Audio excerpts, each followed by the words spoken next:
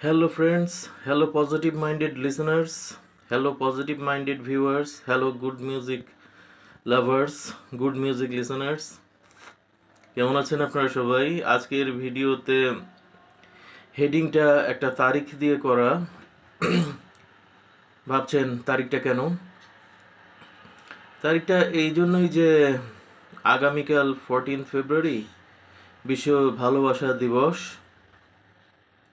প্রত্যেকটা সাবজেক্টের উপরই তো আসলে একটা দিবস রয়েছে, যেমন বিশ্ব বাবা দিবস, বিশ্ব মা দিবস, রেডিও দিবসও আছে। সেরকমভাবেই এটা করা হয়েছে, বিশ্ব ভালোবাসা দিবস। যদিও ভ্যালেন্টাইন ডের থিওরিতে আমি বাংলাদেশ ঢাকার একজন মুসলিম ছেলে হিসাবে বিশ্বাস করি না। আমি বিবাহের থিওরিতে সারা জীবন বিশ্বাস করেছি যে বিবাহের চুক্তিতে আবদ্ধ হও কোনো একটি অবিবাহিত নারীর সাথে, তারপর 1 মাসের মধ্যে উহাকে বিবাহ করিয়া ফেলো।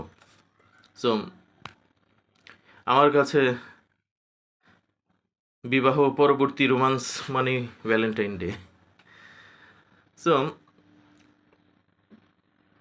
ওটাই আমার বিলিভ। আর আজকে এসেছি ভালোবাসা দিবস যেহেতু, তারপরও ওখানে বন্ধুদেরকে শুভেচ্ছা জানানো যেতে পারে। আমার অতীতের বেশ কিছু বন্ধু রয়েছে, তাদের নামগুলো আসলে একসাথে কখনোই বলা হয় না। আমার জীবনে ওদের প্রভাব রয়েছে, কিছুটা কৃতজ্ঞতা ওদের প্রতি আমার রয়েছে, কারণ আমি যেই সময়টার এসএসসি ব্যাচ, আসলে ওই সময় বোকা থেকে চালাক হতে চাইলেও, আজকের যুগে একটা ছেলে যদি বোকা থেকে চালাক হতে চায় বা দুনিয়াদারির হাল হকিকত শিখতে চায়, সেটার জন্য তার অ্যান্ড্রয়েড ফোন রাখবার পারমিশন রয়েছে, ইউটিউব সার্চ করবার পারমিশন রয়েছে, গার্জিয়ান থেকে জ্ঞান অর্জনের ব্যাপারটা এখন পারমিটেড থাকে। কিন্তু সেই সময়টা, আমার যে সময়টা, সেই সময় গার্জিয়ান থেকে একটা নির্দিষ্ট সময়ের আগে, নির্দিষ্ট বয়সের আগে বেশি জেনে ফেলা, বুঝে ফেলা বা জ্ঞান অর্জন, জ্ঞানের চর্চা, স্কুলের বই, স্কুল কারিকুলামের বাইরে অন্য কিছু নিয়ে চর্চা করা, এগুলা নিষিদ্ধ ছিল। যদিও আমি বলবো এটা ভুল পদ্ধতি ছিল, অনেকে আরও বেশি বকে গেছে ওই ভুল পদ্ধতির কারণে। তো সেই পটভূমিতে তখন চালাক হতে চাইলে লাইব্রেরি ওয়ার্ক, বইপত্র এবং বন্ধু, বিশ্বস্ত বন্ধুদের সহযোগিতা, কথাবার্তা লিক আউট করে না, কনফিডেন্সিয়াল রাখে এমন বন্ধু বান্ধবের সহযোগিতা আসলে ছিল অনস্বীকার্য সেই সময়টাতে। তো এইরকমই কিছু বন্ধু বান্ধব আমাকে নানাভাবে সহযোগিতা করেছে, কারণ অলরেডি যারা স্মার্ট ছিল সেই সময়, তারা আমাকে সহযোগিতা করতে চাইতো না। প্রতিযোগিতা মনোভাব সম্পন্ন মানুষজন ছিল, প্রতিদ্বন্দ্বিতাও ছিল, নানান ব্যাপার। তো আমি ইয়ার 1994 থেকে আসি, কারণ 94-এর আগে যারা ছিল তাদের সম্পর্কে সম্ভবত আমি তালাত স্টোরিজ 5629 নামে যে আমার আরেকটা ইউটিউব চ্যানেল আছে, ওখানে বলেছি অলরেডি। তো 94 থেকে আসি। 94-এ আমি ক্লাস 9-এ প্রথমবার যখন উঠলাম, তখন কয়েকটা বন্ধু আমার খুব দুঃসময়ের সঙ্গী হিসেবে ছিল। প্রথমেই নামটা বলতে হয় রাজু আহমেদ, তারপরে এজাদুর রহমান, তারপর মির্জা। ওর মির্জা নামেই ওকে আমরা চিনতাম, ওর পুরো নামটা সরি আমার মনে পড়ছে না। তারপরে ফাহিম, পলাশ নামে একটা বন্ধু ছিল, আমার সহপাঠী বলা যায়, বন্ধু কম সহপাঠী বেশি এমন বন্ধু থাকে না, ওইভাবে আর কি। মারুফ মিজান, ওল্ড টাউনের ছেলে, লম্বা, বাঁশের মতো লম্বা সাইজ, শুকনা পাতলা। তারপরে এই তো 94-এ এই কয়জনই, 95-এ যেহেতু আনফর্চুনেটলি আরেকবার আমাকে থাকতে হয় ক্লাস 9-এ, সেই ঘটনা আমি বলেছি। নাদির মুমতাহিন খান রাতুল নামে আমার সবচেয়ে বেস্ট ওয়েল উইশার বন্ধুটা, যে সে 94-এ কানাডা শিফট হয়ে যায়, ওটা আমি আমার মাই পিএস সেগমেন্টে বলেছি সেই গল্প, এখন আর বলতে চাচ্ছি না, রিপিটেড টেলিকাস্ট হয়ে যাবে। তো 95-এ গিয়ে জুনিয়র ব্যাচের সাথে আমি আরেকবার ক্লাস 9-এ পড়াশোনা করি। তো সে সময় আমার রক মিউজিক গ্যাংয়ের যারা ছিল তাদের কথা তো আমি বলেছি, সাদাত রহমান, মিল্টন, আবদুল্লাহ ইউসুফ,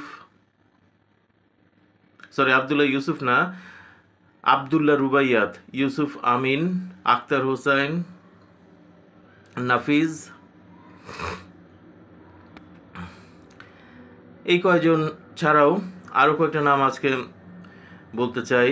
সুমন করে একটা ছেলে, যাকে আমি প্রথম ব্যান্ডের গান শুনিয়েছিলাম নিজের গলায় এবং সে প্রশংসা করেছিল, বেশ ছোটোখাটো। সুমনকে দেখে ক্লাস 9-এর স্টুডেন্ট মনে হতো না, মনে হতো ক্লাস 3-4-এর স্টুডেন্ট। তার গঠন, হাইট অ্যাটসেট্রা এত ছোটোখাটো ছিল। তারপরে আমাদের ক্লাসের ফার্স্ট বয় পাশার নামটা বলতে চাচ্ছি, 1995-এর ক্লাস 9 ব্যাচের কথা বলছি, পাশা। তারপরে ওল্ড টাউনের একটা ছেলে ছিল জিয়াউর রহমান জয়, ওর সাথে বেশ সখ্যতা ছিল আমার। ডিশলাইন দেখবার ব্যাপারে টেলিভিশনে এই সাবজেক্টগুলোতে বেশ মিলতো ওর সাথে আমার চিন্তাভাবনা, টপিকগুলো।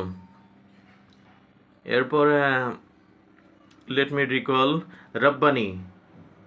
রাব্বানি করে একটা ছোটোখাটো সাইজের ছেলে ছিল, ওর চুলের এই দিকটা সব সময় সেলুনে গিয়ে সে চেঁচে রাখতো। ওটা অবশ্য ফ্যাশনই ছিল সে সময়কার, রাহুল কাট বলা হতো। রব্বানির মাথার চুল কিন্তু রাহুল কাট না, ওর মাথার চুল ছিল ছোটোখাটো ভদ্র কাটিং, কিন্তু এই জায়গাটা সে সব সময় সেলুনে গিয়ে ফ্যাশন করে একটু চেঁচে রাখতো বা কেটে রাখতো, চুল কমিয়ে রাখতো, সোজা কথা। রব্বানি ছিল ওয়ারফেজের চরম ভক্ত, ওয়ারফেজ ব্যান্ডের, এবং ওয়ারফেজ ব্যান্ডের যে কিবোর্ডিস্ট রাসেলের প্রতি তার একটা আলাদা অনুরাগ ছিল সব সময়। যদিও রব্বানি গান গাইতে বা কিবোর্ড বাজাতে কিছুই করতে পারতো না, সে ছিল আলোচক, বুদ্ধা শ্রেণীর একটা বন্ধু আমার। তারপর রব্বানির পরে রিজওয়ান রাকিব জুম্মার কথা অনেকবার বলেছি আমি এর মধ্যে। এরপরে আর কার নাম বলবো, ওয়েল উইশার ফ্রেন্ড, একটু স্মৃতি রিকল করতে হচ্ছে।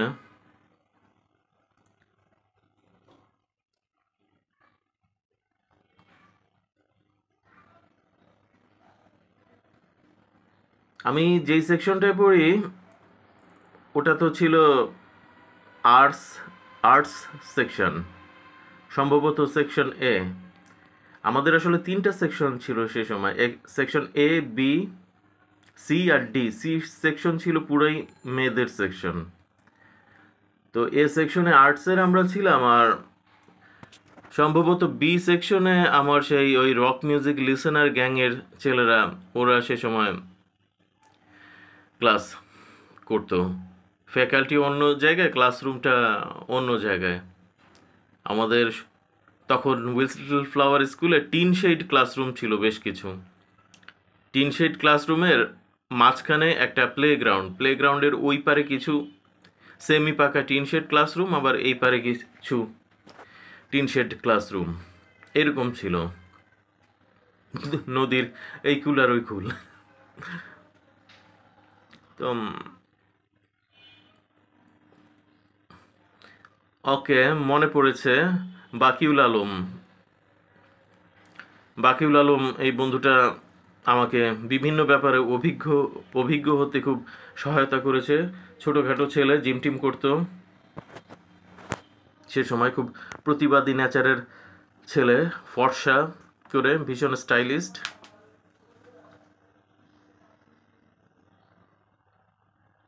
এরপরে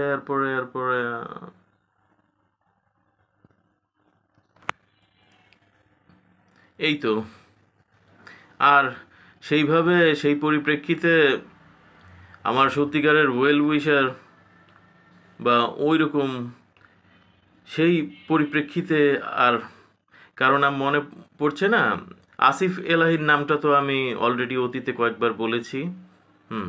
আসিফ এলাহি করে একজন ছিল, যে স্কুলের লাস্ট ক্লাসের ব্যান্ড সেগমেন্ট থেকে আমাকে বাদ দেবার পরেও সে শেষ চেষ্টা করেছিল। সে একটা ব্যান্ড লাইন আপ বাইরে থেকে এনে চেষ্টা করেছিল যে আমি অন্তত স্টেজে যেন উঠতে পারি, গান গাইবার একটা সুযোগ যেন পাই। তো এই কারণে আসিফ এলাহির নামটা আমার মনে থাকবে সবসময়। তো আমার এই বন্ধু যাদের নাম নিলাম আজকে, সবার জীবনে সুস্থতা কামনা করি। কে কোথায় আছে জানি না, কারণ তখন ফেসবুক হোয়াটসঅ্যাপের যুগ ছিল না। কারো কোনো অ্যাড্রেস আমি সাথে রাখতে পারিনি।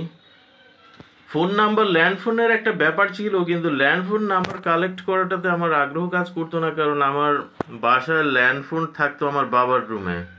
অতএব ওখানে মন খুলে কথাবার্তা বলা যেত না। কার সাথে কথা বলছি, কেন কথা বলছি, যথেষ্ট সেন্সর বোর্ডশিপ বসতো সেই সময়।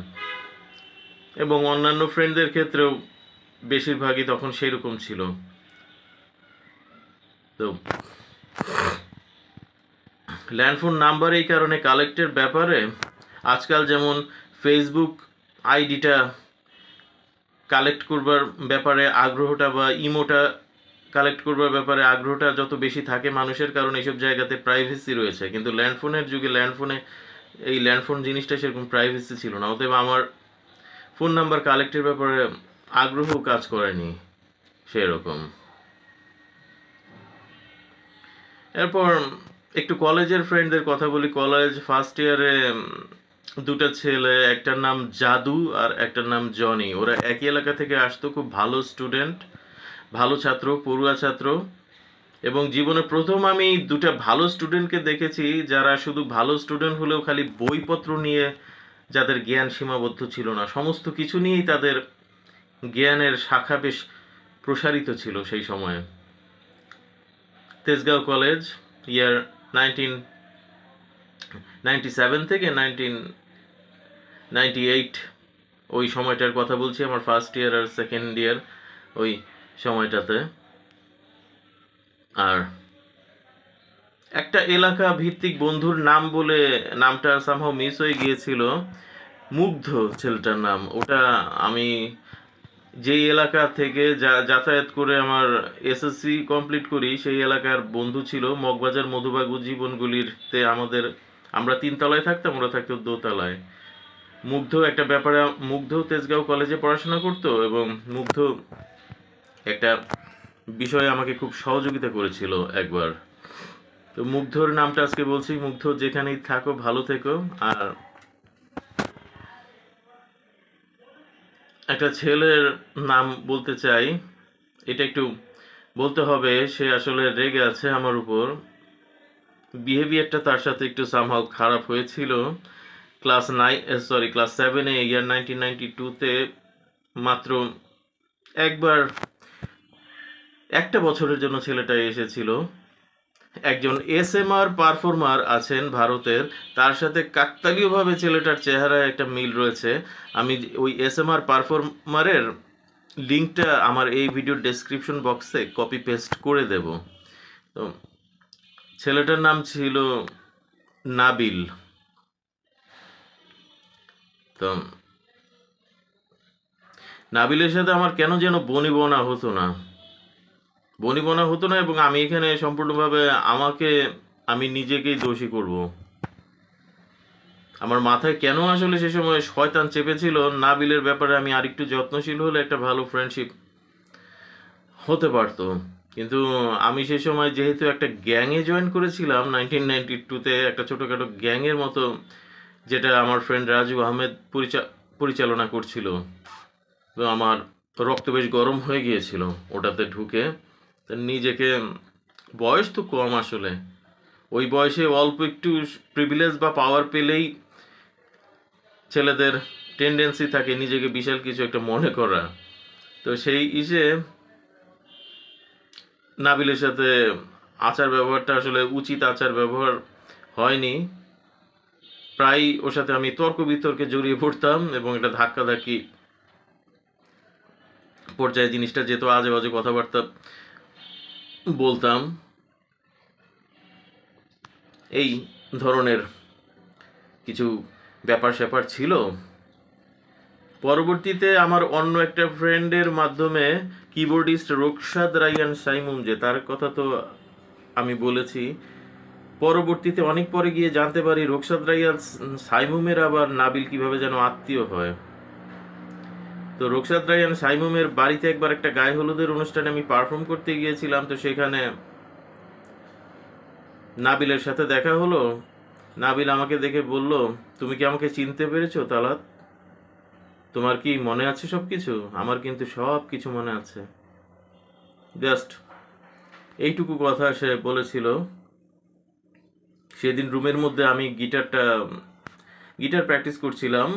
অনুষ্ঠানটা তো ছিল সন্ধ্যাবেলায়, কিন্তু আমি দিনে দিনে চলে গিয়েছিলাম দুপুরের দিকেই। ওই রুমে গিটারের নতুন স্ট্রিং সেট লাগিয়ে, নতুন প্লেকট্রাম এগুলো বের করে গিটার টিউন করে আর কি প্র্যাকটিস করছিলাম। নাবিল বসা ছিল তখন, সে ওই রুমে একটা পিসি ছিল, পিসিতে সে বসা ছিল।